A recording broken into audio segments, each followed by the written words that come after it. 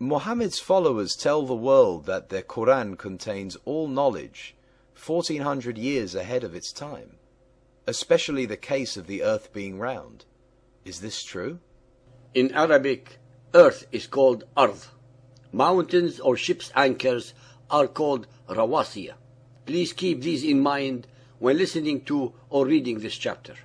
Muhammad and his Quran show incredible contempt and total disregard for facts and truth. Even when they are plagiarizing, plundering, and pirating from previously inspired revelations by the Almighty, they invariably pervert and contort what they are stealing to make it look original and different. A few thousands of years ago, the Bible clearly recorded that the earth is round and that it is hung on nothing. Isaiah 40.22. It is he who sits above the circle of the earth. Job 26.7. He stretches out the north over empty space. He hangs the earth on nothing.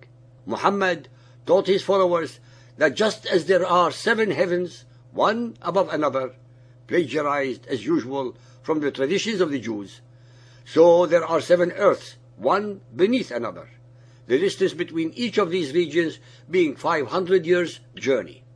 Miskat al-Masabih by At-Tabrizi. The Quran challenges all established scientific facts. In many places, it asserts that the earth is flat and stretched out like a carpet, and its mountains are like poles or pegs to hold it and create a balance so that the earth does not tilt. Let us investigate what the Quran says about the earth. Al-Hijr 15.19. And the earth, Ard, we have spread out like a carpet, Maddadnaha, set thereupon mountains firm and immovable, Rawasiya. The modern translator of the Quran tells us, in highly poetical language, the earth is described as spread out like a carpet, on which the hills act as weights to keep it steady. Al-Nahl 16.15. And he has set up on the earth, Ard, mountains standing firm, Rawasiya, lest it should shake with you. He adds, here and elsewhere, the earth is spoken of as a spacious carpet beneath our feet, and the hills as a steadying agent to keep the carpet from rolling or shaking about. They are spoken of as pegs or stakes. Al-Kahf 18.47. One day we shall remove the mountains, and thou wilt see the earth as a level stretch. Barizata. Taha 20.53. He who has made for you the earth, Ard, like a carpet spread out, Mahadda. Al-Anbiya 21.31. And we have set on the earth, Ard, mountains standing firm, Rawasiya, lest it should shake with them. He explains, Mihad, a carpet or bed spread out. Qaf 50.7. And the earth, Al-Ard, we have spread it out, Maddadnaha, and set thereupon mountains standing firm, Rawasiya. This is accompanied by the comments of the following Muslim scholars. Al-Jalalain, page 437, Baydawi, page 686, Tabari, page 589, and Zamakhshari, part 4, page 381. All of them assure us that if it were not for these unshakable mountains, the earth would slip away. Zamakhshari, the Baydawi, and Jalalain say, Allah has built heaven without pillars, but He placed unshakable mountains on earth lest it tilts with the people. These are the comments of the ancient Muhammadan Muslim scholars, word for word. Al-Naba 78.6. Have we not made the earth as a wide expanse, Mihadda, and the mountains as pegs? What is even more remarkable and most disturbing is the fact that some Saudi scholars wrote a book to disprove the spherical aspect of the earth, and they claimed that it is a myth, agreed with the above-mentioned scholars, and said we must believe the Quran and reject all other statements to the contrary. When dogma is so deeply embedded, logic, reality, and facts are replaced by stupidity, myth, and outright lies. Al-Ghashiyah 88.17.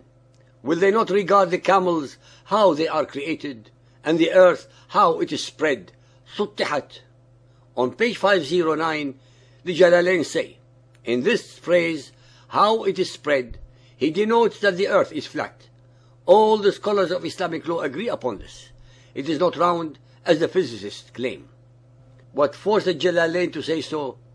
Because the Quran asserts in many chapters that the earth is flat. And no true Muhammadan can ever contradict the Quran in public and live. Muhammadan scholars who agree upon the meaning of this verse believe, as Al-Jalalain state, Allah has founded firm mountains on earth lest it shake people. Pages 270-271. On page 429, Al-Baydawi says, Allah has made firm mountains on earth lest it sway people and quake. He also made heaven as a ceiling and kept it from falling down. Al-Zamakhshari agrees with the above authors and reiterates the same words in Zamakhshari part 3, page 114. It is well known that the Quran proclaims that there are 7 earths, not just one. Al-Jalalain, page 476, Al-Baydawi, page 745, as they interpreted chapter Al-Talaq, 65.12. Allah is He who created 7 firmaments, and of the earth a similar number. The 7 earths, which are 500 years' journey from each other, are situated one beneath the other, and each of these 7 regions has its special occupants.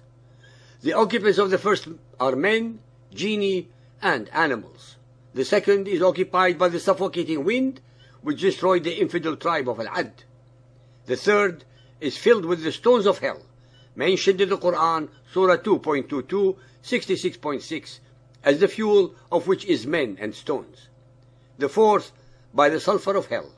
The fifth, by the serpents of hell. The sixth, by the scorpions of hell, which are in size and color like black melons and have tails like spears. And the seventh, by the devil and his angels. The above is but a brief outline of the Muhammadan belief as regards the earth's formation.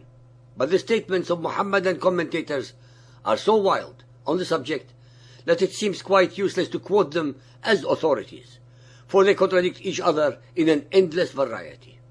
It is evident that the earth is not flat, nor are the mountains the pillars and the towerings which prevent the earth from moving, as the Quran and the Muhammadan scholars assert. Nor are there 7 earths. Al-Tirmidhi Hadith 5688, narrated by Abdullah ibn Amr ibn al-As. Allah's Messenger pointed to something like a bowl and said, if a piece of lead like this were sent from heaven to earth, which is journey for 500 years, it would reach the earth before night. And if it were sent from the top of the chain, it would travel 40 years, night and day, before reaching its foot, or its bottom. Muhammadan Muslims venerate Muhammad to the extent that they believe he represents the best man that has ever lived, as well as the one with the most knowledge of almost everything. Even the translator confirmed the meaning of the verses, and hence no Muhammadan can accuse others of any kind of misunderstanding or misinterpretation. It is easy to accept that a mere human being such as Muhammad can be wrong. It is infinitely more difficult to allow that Gabriel, the messenger of Allah, if Allah is the same as the God of Israel and Jesus, is mistaken. It is blasphemy to think that Allah is wrong if Allah is God. Based upon the above few samples only, no divine being could have ever revealed such verses regarding the spherical earth and its mountains. To unravel the riddle of the above anomalies, stupidities, irrationalities, contradictions, and blatant lies, the reader has to come to the one and only rational explanation, that Allah is not the God of Israel, but the name of the supreme pagan rock god of the Kaaba. The reader also knows that no rock god could inspire any human being. Hence, the final conclusion can only be that Muhammad, Gabriel, Allah, and Satan are Muhammad's alter ego, one and the same person. From all the above, the reader has to come to his or her own conclusion.